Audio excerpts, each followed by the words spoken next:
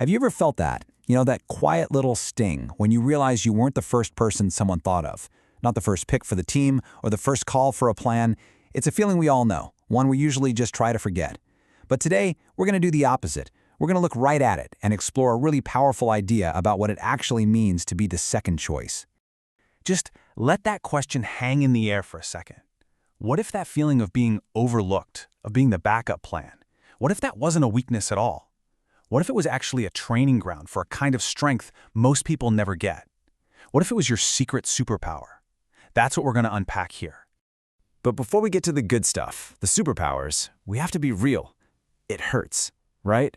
Being second place, the alternate, the backup, it has a real emotional weight to it.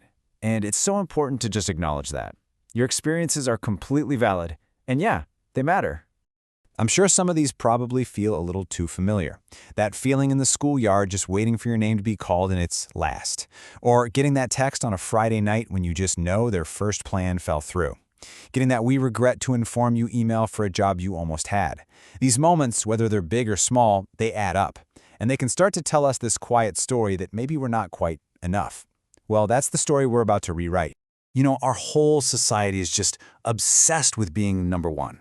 The winner, the star, the first pick. We put it on a pedestal. But this obsession creates something we could call the first choice fallacy. This totally mistaken belief that being number one is always the best, strongest, and most rewarding place to be. Okay, just look at the difference here. The person who's the first choice, they are under a microscope. Every single move is being watched. There's this constant pressure, this fear of messing up and losing that top spot. But then there's the other path, the second choice. And with that comes a kind of freedom, doesn't it? The stakes are lower. You have room to try things, to fail, to learn, all without that crushing weight of everyone's expectations. And this, right here, this is the heart of it all. The path of the second choice isn't a lesser path. It is just a different path.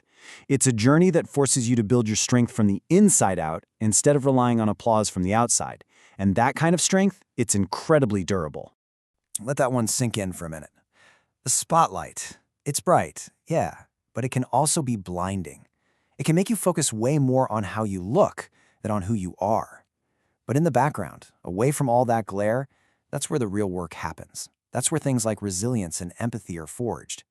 So, let's actually put a name to these strengths, because they're not just little personality quirks. They are full-on superpowers that you have earned by learning to see the world from a completely different point of view. Your first superpower is something we'll call observational acuity.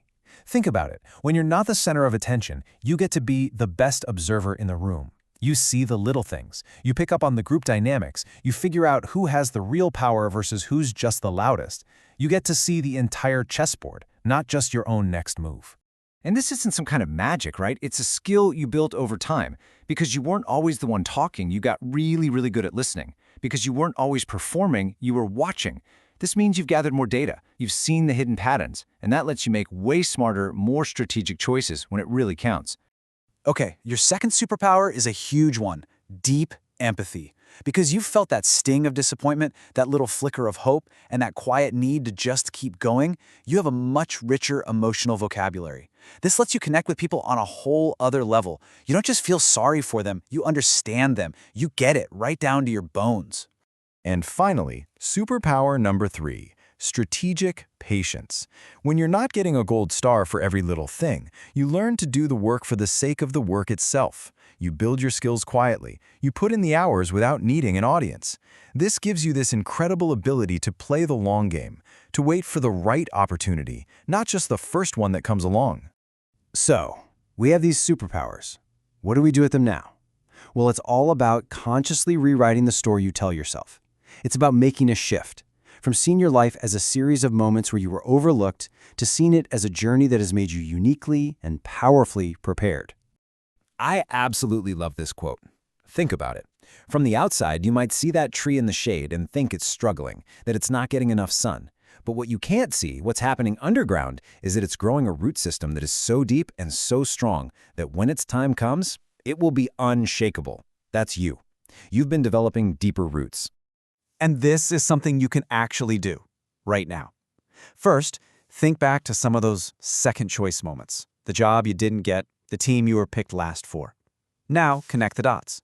What superpower did that experience give you? Did it make you a better observer, more empathetic, more patient? And third, reframe the story. You weren't not chosen, you were being forged. You were becoming uniquely prepared. And that's really the question I want to leave you with. Your journey, your unique path, has given you a set of strengths that people who have only ever been in the spotlight might never develop. Your resilience is real. Your perspective is sharp.